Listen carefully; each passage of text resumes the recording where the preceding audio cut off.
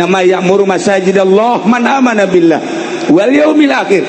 Moal orang Kristen nu ngabangun masjid mah pasti jelema nu iman ka Allah, nu iman ka yaumil akhir. Wa aqama shalah jeung nu ngadirikeun shalah, wa ataz zakat.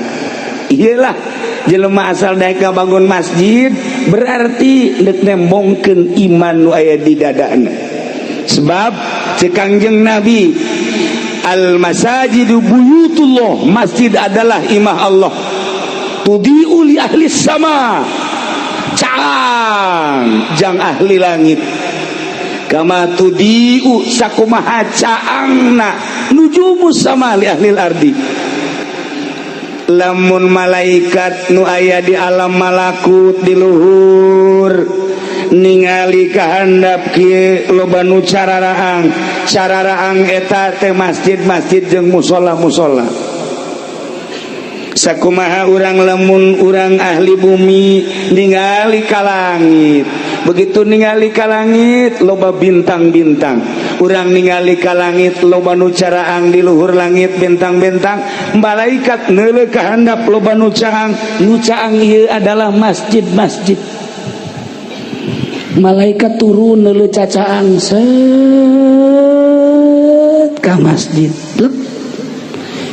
culek-culek malaikat, mana imamna ya? Di deuleuh mana muadzina cek malaikat, di deuleuh mana makmumna. Malaikat turun di luhur. Ya Allah, cek Kangjeng Nabi tudiu li ahli sama, ieu masjid teh nyaangan ka ahli langit, turunnya na. Mata kula kaget lamun urang salat sorangan di masjid jam 1 jam 2 di dieu salat sorangan sholli Allahu akbar engke aya nu kemak ditukangan urang nyana milu Allahu akbar ulah kaget eta teh malaikat milu jeung urang Allahu akbar nyana ge Allahu akbar urang geus rada empot-empotan. Isi malaikat apa nu tadi disolateun teh ye.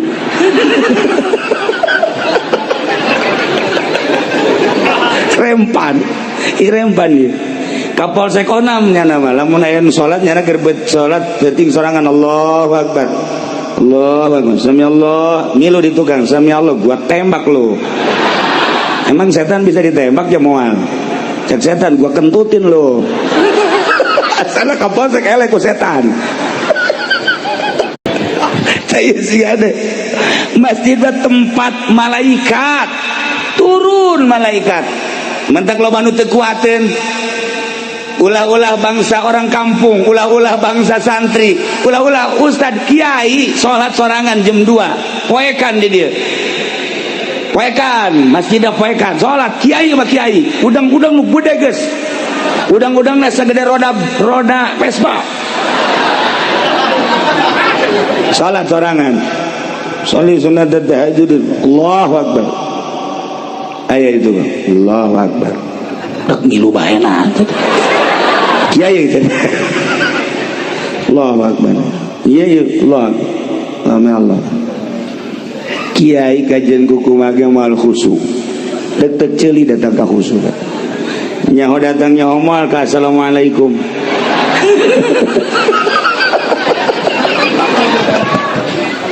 Kunaon eta nu mantak sieun lantaran teu senyawa itu mah malaikat makhluk nu halus, makhluk nu lembut, latif, makhluk anu suci nya nama teu pernah maksiat.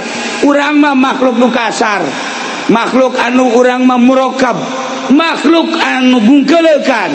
Bari jeung urang mah loba maksiat, ketika urang nu loba maksiat dibarengan dibaturan ku malaikat nu tilok pernah maksiat mal kuat urang. Mal kuat kajian kukumah ge. Tapi ketika orang nangis teu maksiat, Kangjeng Nabi jol malaikat Jibril wawuheun, Kangjeng Nabi Musa jol malaikat Jibril wawuheun, Kangjeng Nabi Isa jol malaikat Jibril wawuheun. Kitu kene urang lamun geus wawuh jeung Allah jeung malaikat wawuh datang malaikat atuh teu sieun teu naon. Sakumaha dukun lantaran jana babarengan jeung jin, malah jin diondang pan kunyana.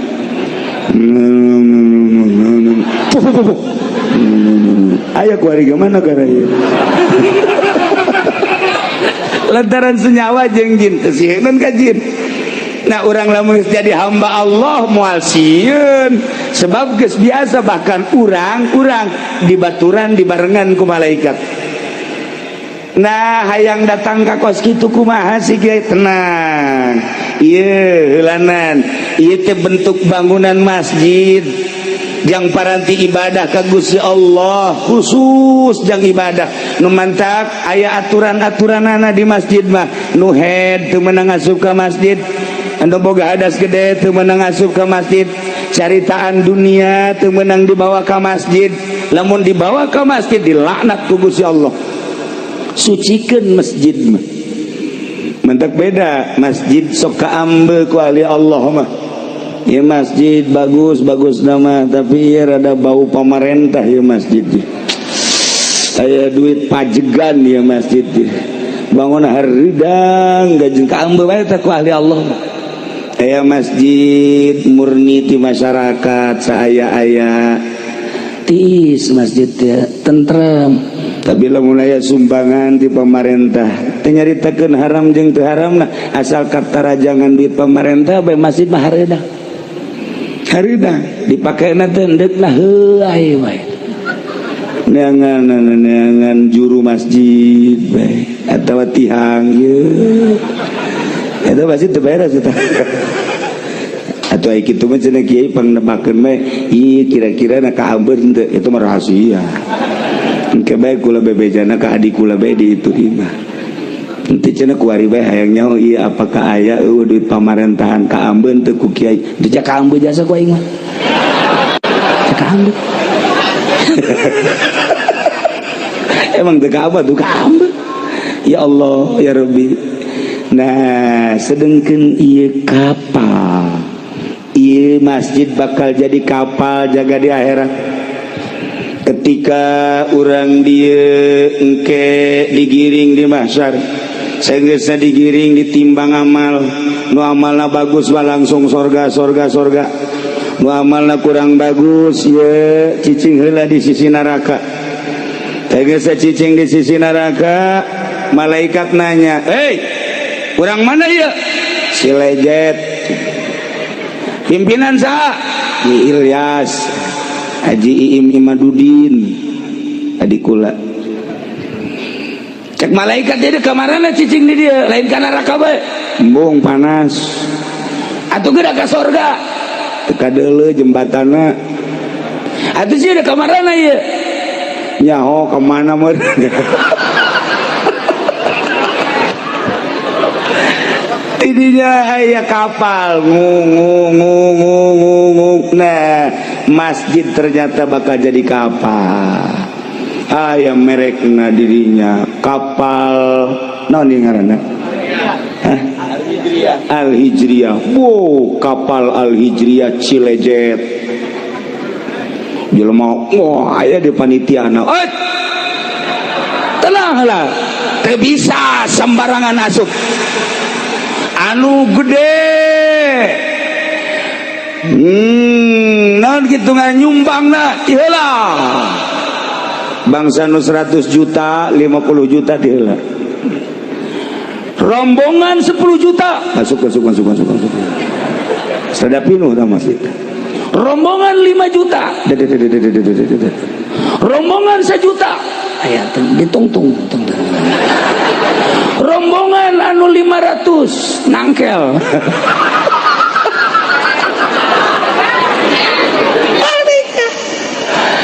teu bisa asup ka jero teu bisa tuh ya geus aya pan karcis-karcisna mulai dek diberangkatkeun ieu ku panitia tinggal nu nangkel bae aing mah duh jakna ieu teu milu aing butuh aing milu ieu pan suku ka handap panas teu meunang naik jadi teu meunang ieu sakitu ayana berangkat Masya Allah indah jasa orenganan ieu teh bakal jadi kapal pas tengah-tengah neraka bocor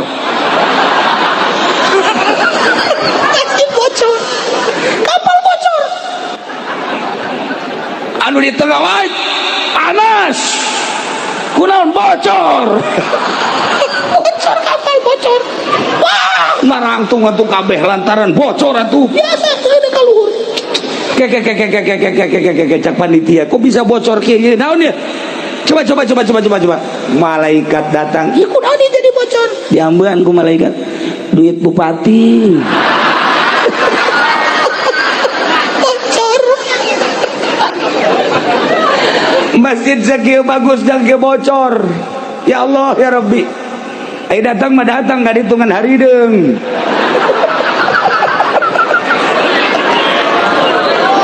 Gusti Allah lagu. Nah iya urang lamun nyaritakeun padu jadi masjid teh gampang. Padu indah agreng gampang, tetapi nilai ruhanina. Lamun manusia aya jasadan, aya fisik, aya ruhanian. Buah ge. Urang mun nyaritakeun buah nu mantak urang titah ngadahar buah lantaran aya ruhanina di dinya teh.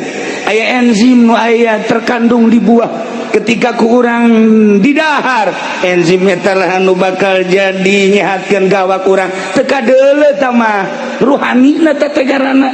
Masjid ge sakadar jadi mah gampang bae, proposal terus bae diaben-abenkeun, tetapi ruhanina masyaallah. Lamun baheula zaman almarhum abah kula aya tamu ti seberang di Aceh, tamu terus ke Merak, ti Merak langsung ti mana ke Merak, jadi tuh heula ti Bakauni ke Merak, ti Merak nyana neuk leumpang ka Cilongo ka abah, leumpang, begitu leumpang deuk salat ti Merak keneh deuk salat, masyaallah ku Gusti dibukakeun hijab, asal nyana ka masjid sakitu agrengna, masjid kadeleuna loba kotoran tai, terjadinya berangkat deui aya musola bagus, begitu asup ka musola pinuh ku tai, terus bae leumpangnya neangan musola atau masjid anu suci anu bersih teu aya, ayalah nyempil di Serang,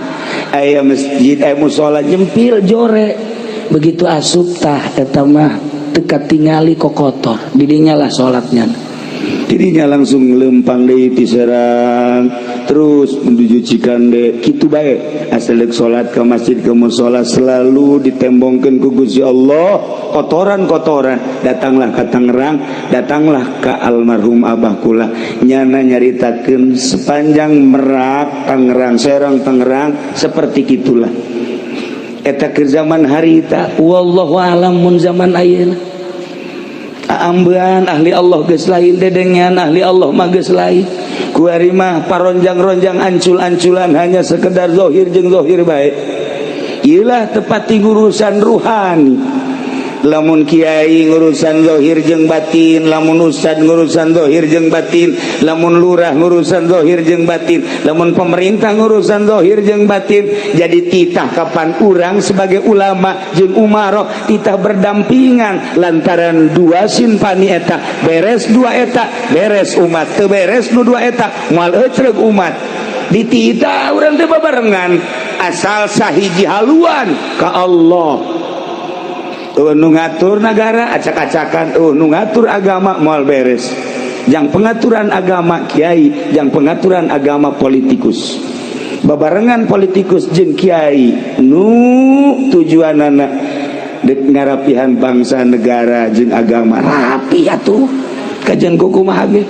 Itulah para jamaah kaum muslimin wal muslimat rahimakumullah. Nah iyalah masjid buyutullah, imah Allah, nu dina Al-Quran dijelaskan fi buyutillah, fi buyutin adzinallah an turfa'a wa yuzkaru fiha ismuhu yusabbihu lahu fiha bil ghudwi wal asal rijalul la tulhihim tijaratu wala bay'un an dzikrillah wa iqamis shalah wa ita'iz zakah yakhafuna yawman tataqallabu fihi al qulub wal absar wallahu a'lam bimuradi.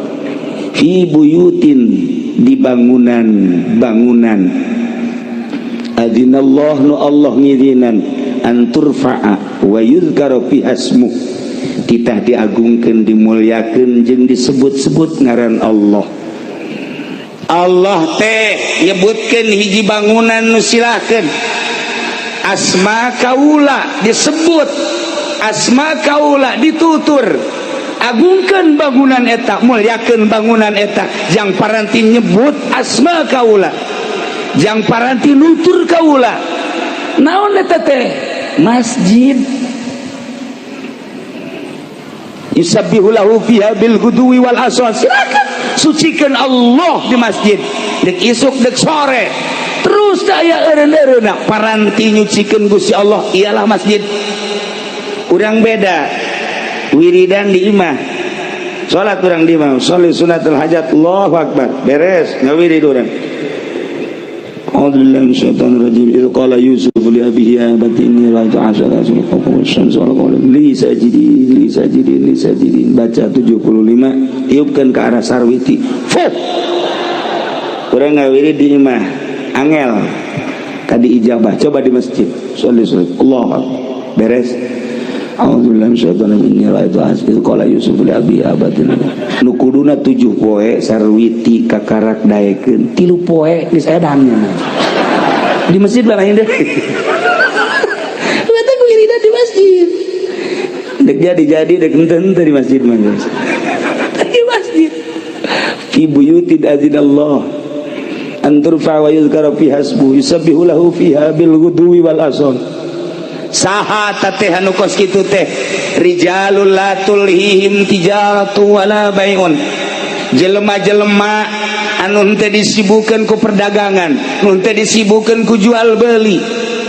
Sanajan keur dagang, sanajan keur jual beli, sanajan keur tani, sanajan keur di kantor, ketika ajakan Allah datang, ninggalkeun dagangan, ninggalkeun sawah, ninggalkeun kantor. Rijalul la tulhihim tijaratu wala bai'un an dzikrillah wa iqamis shalah wa ita'iz zakah. Kunaon sih make kos kitu? Keur di sawah ngadenge suara azan, padahal keur macul ngadenge Allahu akbar, Allahu akbar. Cak petani pacul hampurannya mana hendak disimpen heula di galeng, titip ulah ka mana manehnya. Cak pacul aing mah ka mana? Cici cak pacul ka mana? Salat. Polisi di kantor, Allahu akbar, Allahu akbar. Periwit ditendeng ngambura heula periwit. Cak periwit dek mana? Panggilan Allah leuwih mulia batan maneh. Mangga tuh kan di DPR, Allahu akbar, Allahu akbar. Tinggalkeun kantor. Dek mana? Cak kursi teh keluar. Dek naon? Dahar. Beda DPR malah ini ke masjid. Atuh beres di DPR.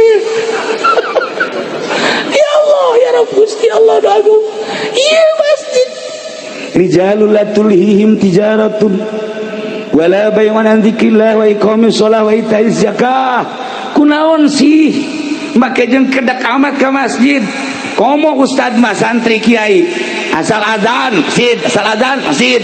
Sebab kadengena suara muadzin Ki Zaid misalnya azan Allahu akbar, Allahu akbar, kadengena mah suara Zaid, padahal utusan Allah, ajakan Allah. Lain Zaid anu di deuleu Allah mah. Masya Allah karim. Ke masjid sholat. Nah, rijalul la tulhihim tijaratun, tesibu ku dagang, tesibu ku jual beli, tesibu ku tani, tesibu ku bisnis, tesibu ku kantor, berbagai aktivitas tinggalkan. Kunaon emang? Ya khafuna yauman, sieun kahiji poe. Poe nu mana? Poe anu tataqallabu fihil qulub wal absar, anu bakal goncang hate jeung mata. Neuleu naon? Neuleu pandangan neraka. Rempan jasa lamun urang ningali engke jaga poe engke. Yauman tataqallabu fihil qulub wal absar. Nu mantak ahli Allah mah cepat ke masjid lantaran ingat ka yauman tataqallabu fihil qulub wal absar. Neraka kiamat. Nu mantak para pejabat urang lamun di Jakarta ningali indah jasa ketika datang waktu sholat nyana teh mukaan sapatuna. Kula sering sholat di Tangerang, polisi dibuka sapatuna, kula kieu bae di sisi cek kula teh Kiai mate kudu muka sendal jeung kudu make sepatu jeung make sendal babari. Kiai jatuh make calana tinggal wear doang babari kan. Eta mun dek kiai dek naon ge kitu bae meureun. Maksudna tinggal nyingsatkeun bae. Tapi lamun neuleuh polisi abri bangga kula mah. Datang ke masjid asal-asal buka masyaallah. Ieu lamun eueuh imanannya moal daek ka masjid aya imanan. Sanajan di dieuna aya balokan, aya bintangan, tapi tetep bae awak sakadar awak lah dek disujudkeun ka Gusti Allah. Pan hebat. Nah, iyalah istimewa jasa. Istimewa jasa. Kunaon eta? Eta polisi nu daek salat inget ka yauman tataqallabu fihil qulub. Eta abri nu daek salat inget ka yauman tataqallabu fihil qulub. Eta pedagang nu daek salat inget ka yauman tataqallabu fihil qulub wal absar. Ngeri engke jaga naon hartina ieu jabatan, naon hartina ieu kakayaan, naon hartina ieu kemuliaan lamun ke di akhirat dan sakadar jadi baleum neraka. Tinggalkeun salat. Masya Allah indah jasa. Tinggal orang ngaba bener sholat nu rapi. Jangan ngaba bener sholat malah aya di SD. Pernah di SD di Pagahan sholat nu rapi. Di SMP beuki SMK beuki tawuran kabelah ditu. SMA moal aya sugan di Trisakti aya ngaberesan sholat. Di UGM sugan ngaberesan sholat moal aya. Di UIN atuh guruna ge guruna teu barisan sholat. Maksudna sholat nu asli anu tanha anil fahsya'i wal munkar sekedar kuka mah ambal aya sholat leuwih. Nah, makana belajarlah sholat nu rapi. Di mana belajar sholat nu rapi? Eueuh deui di pondok pesantren. Madak lamun jelema geus mondok geus sorga we tah geus. Sorga tah mah. Sia di mana ya kemarin belajar pondok mana? Pondok pesantren modern apa salap? Ya budak mun hayang nyaho ibu-ibu jeung bapak-bapak ka penghuni sorga eta budak santri. Eta budak santri teh penghuni sorga. Eta mun hayang nyaho mah mun hayang penghuni neraka eta. Nu teu salat. Tuh ieu kuat gabeberes salat. Imimiti nyaritakeun caina, kemudian syaratna jeung rukuna, kemudian kabelah dituna terus dirapi datang ka indah. Nu mantap kaya jelema seorang sufi dahar nginum dahar nginum kuari geus eueuh jang dahar.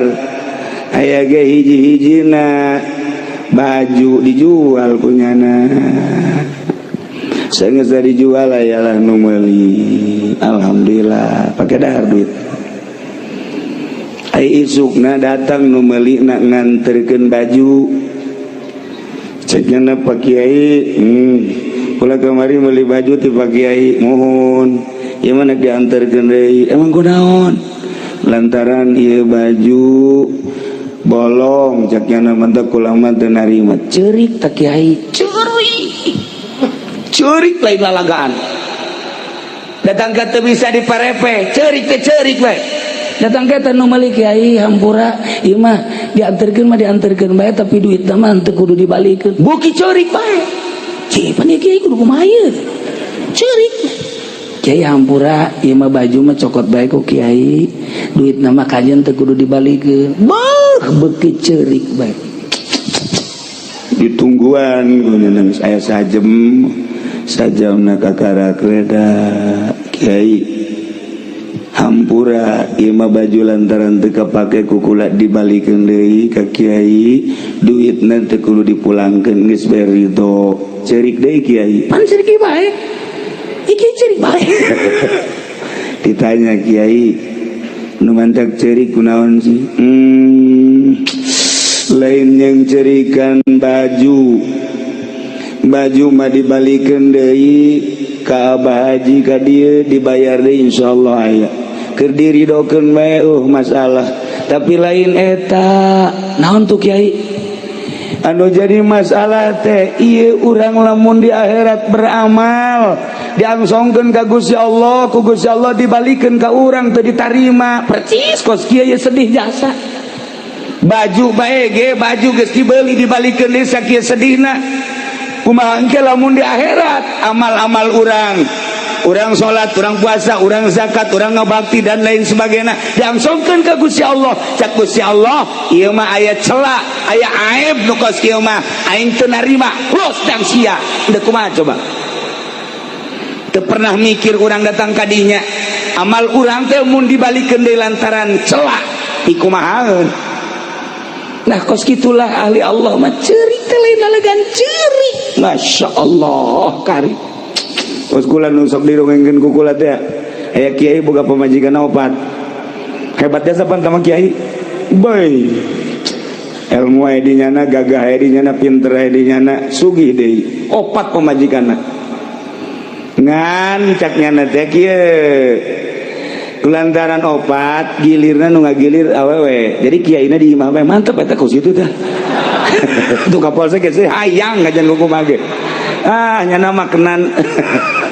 Jadi awewe nu gilir supaya kayak kaditu balik ka isuk ka dieu kayak balik. Aduh nikmat jasa teh mangsa. Anugerah lain leutik-leutik anugerah teh mangsa. Barang penting ieu teu datang nu kolot. Ceukna ieu datang nu kolot. Pre malam ieu geus aing lah. Isu penting nu kadua, datang deui bae. Ceu, datang. Katilu penting nu katilu teu datang deui bae. Kaopat penting nu kaopat teu datang deui bae. Je, cek kiai 4 ku 4 mah. Hiji-hiji acan kumaha oreng ieu ceukna. Nah, kebenaran di lembur eta anu ngariung. Nyana nyarita kan ngaranna ge kiai dibere waktu. Dulur-dulur sadaya geus beres ngariung. Nya nyaritakeun kepentingan nu boga imah nyana nyarita. Urang lamun boga pamajikan, kemudian pamajikan ngaladenan urang, eta teh sarua jeung ngabunuh Yahudi 70. Ganjaranna kumaha jasa. Sakali deui lamun pamajikan ngaladenan salaki sarua jeung ngabunuh Yahudi 70. Kadang eta ku pamajikan 4 teh mau orenganan lain leutik ganjaran sakian. Masyaallah. Eta pas kiai na balik ngariung mulai nu kolot datang. Waalaikumsalam. Naon? Kula kabita ngadengin tadi 70. Sakieu kula ngaladenan kakak. Wah siapa tuh sakieu. Der. Beres balik nu kolot. Nu kadua datang. Waalaikumsalam. Ieu naon ieu? Kula tadi ngadenge kakak, Bu masyaallah kabita disebut gede jasa orang gajarana. Jadi kula neuk ngaladenan kakak siap. Berdei 2. Geus beres dana balik. Tilu katilu datang deui. Waalaikumsalam. Naon ieu? Kula kabita jasa ganjaranna tadi sarua jeung maehan 70. Kula ge hayang deui. Atuh siap. Geus rada leutik siap.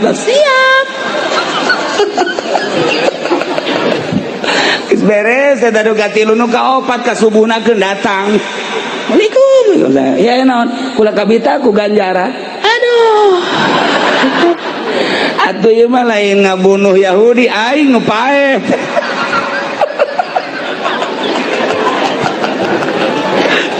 Ka eta kos karar itu. Ganjaran mah ganjaran bae budak atuh aing isuk digotong ka rumah sakit.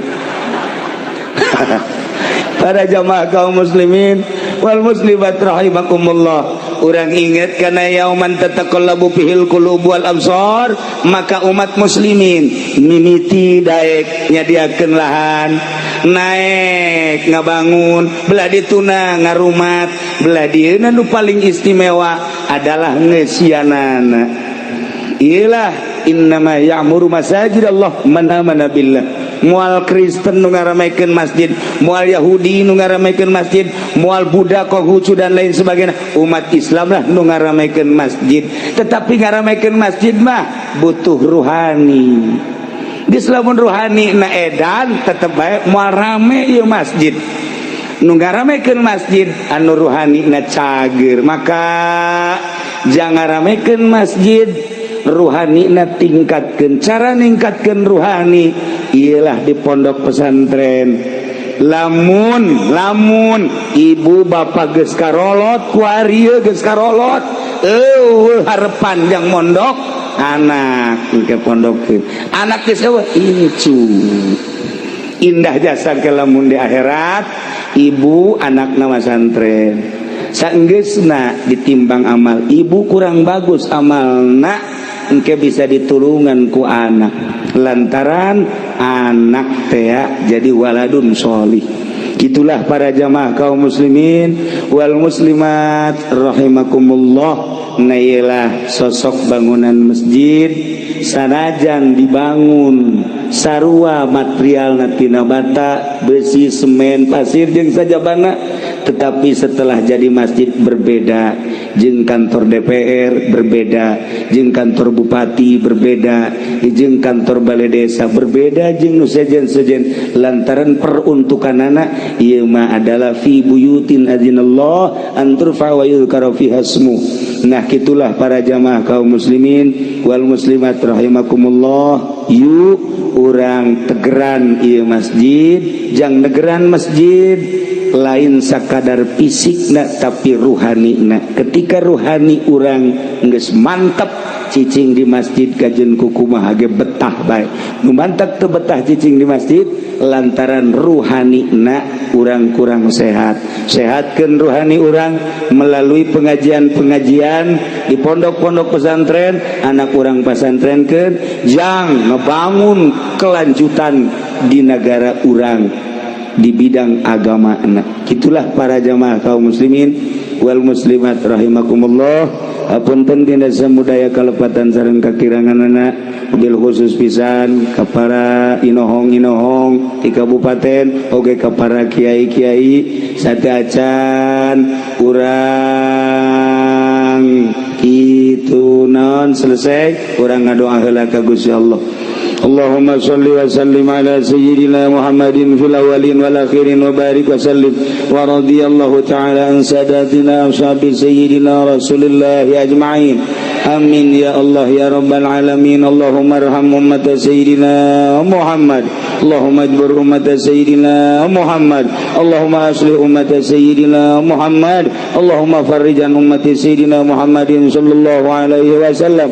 Allahumma anfa'na bima 'allamtana wa 'allimna ma yanfa'una wa zidna ilman wa yaqinan wa zidna ilman wa yaqinan wa zidna ilman wa yaqinan walhamdulillahi ala kulli hal wa na'udzu billahi min kulli hali ahli an-nar. Allahumma hdina siratal mustaqim, Allahumma hdina siratal mustaqim, Allahumma hdina siratal mustaqim, siratal ladzina an'amta 'alaihim minan nabiyyin wasiddiqin wasyuhada'i wassalihin wa hasuna ulaika rafiqa. Dzalikal fadlu minallahi wa kafa billahi 'alima. Wa shalli wa sallim ala jami'il anbiya'i wal mursalin walhamdulillahi rabbil alamin. Hapunten dina samudaya kalepatan sareng kakiranganana sakitu piatur tisim kuring wallahul muwaffiq ila aqwamit thariq. Wassalamualaikum warahmatullahi wabarakatuh.